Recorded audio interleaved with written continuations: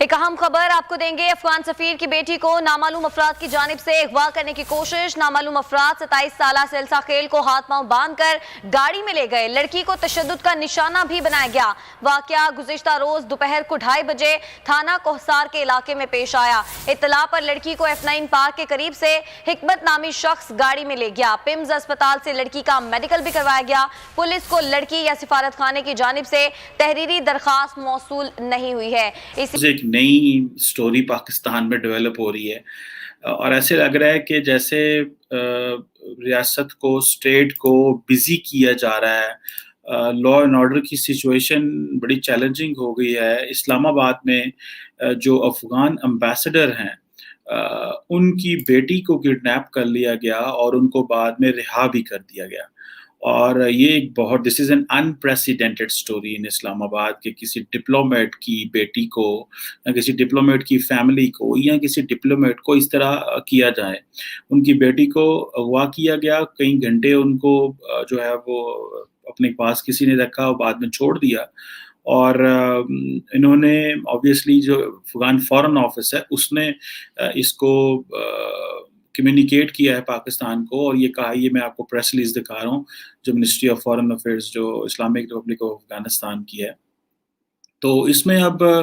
یہ ایک ظاہری بات ہے ڈیولپنگ سچویشن ہے کہ ایک طرف پاکستان اور افغانستان کے تعلقات اس وقت بہت نیچے آئے ہوئے ہیں کہ جسٹ کل ہی پاکستان نے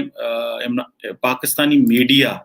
کس طرح پورٹرے کر رہا ہے چیزوں کو۔ پاکستانی میڈیا یہ پورٹرے کر رہا ہے جی کہ عمران خان نے سنب کر دیا اشرف غنی کو اور منہ توڑ جواب دیا، اور اس طرح کی باتیں ہو رہی ہیں، جبکہ دوسری طرف ہم نے پیس کانفرنس بھی ملتوی کر دی۔ تیسری طرف یہ ہے کہ اس طرح کی سچویشن ایمرج ہو رہی ہے جس میں جو یہ تاثر ایمرج ہو رہا ہے کہ جیسے پاکستان میں صرف افغانستان ہی ہے اور کوئی یہاں پہ ایشو ہی نہیں ہے۔ بارڈر پہ مسئلے چل رہے ہیں، اسلام آباد کے اندر ان کی بیٹی کڈنیپ ہو گئی،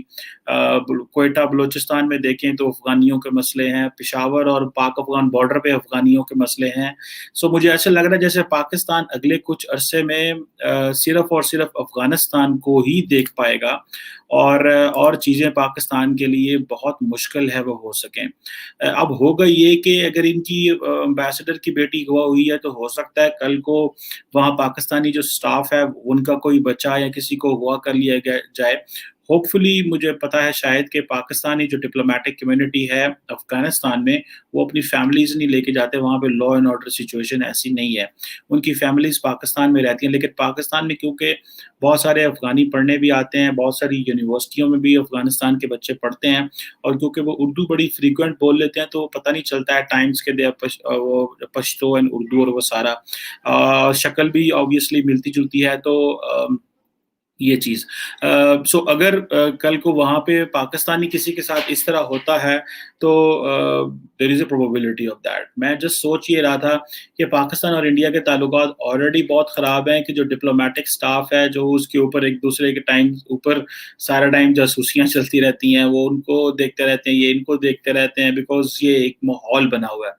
افغانستان کے ساتھ بھی اسی طرح کا ماحول بنا ہوا ہے کہ ان کے فیملیز کے ساتھ بھی یہی اگر چیزیں ہوں گی، ان کی فیملیز کو بھی یہی برداشت کرنا پڑے گا، اور پھر ہماری جو ڈپلومیٹس ہیں افغانستان میں ان کو بھی اگر اسی طرح کی چیزیں ہوں گی تو آپ امیجن کر سکتے ہیں کہ پاکستان میں کیا ہونے جا رہا ہے۔